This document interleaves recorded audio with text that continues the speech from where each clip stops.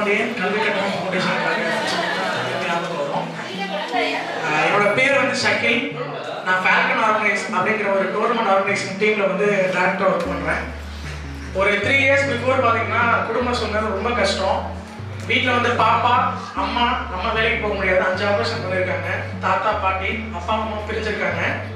First year join பண்ணிட்டேன். Second year fees கட்ட முடியல, டிஸ்கண்டினியூ பண்ணிடலாம். ஏன்னா அடுத்து பாப்பா படிக்க வைக்கணும். அசிஸ்டன்ட் கோச்சாக ஒர்க் பண்ணிட்டு இருக்கேன். அதில் வர சேலரி வச்சு எதுவுமே பண்ண முடியல.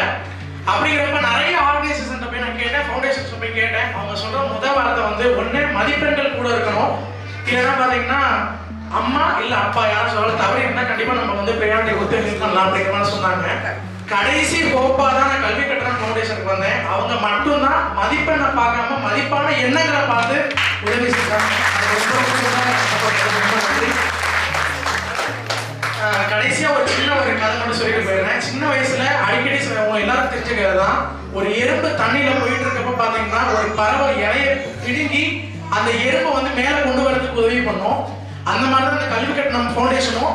அது இல்லாம நான் முக்கியமா நன்றி சொல்ல வேண்டியது யாருக்குன்னா, முகம் தெரிந்த நபர்களை விட நான் இது வரைக்கும் பார்த்ததே இல்லாத நபர்கள் வந்து எனக்கு உதவி செஞ்சு என்னை படிப்பை கம்ப்ளீட் பண்ண வச்சு என் தங்கச்சிக்கு உதவி செஞ்சு இன்னைக்கு நான் இந்த லெவலில் இருக்கேன்னா அதுக்கு முக்கியமான காரணம் பார்த்தீங்கன்னா கல்வி கட்டணம் ஃபவுண்டேஷன் தான்.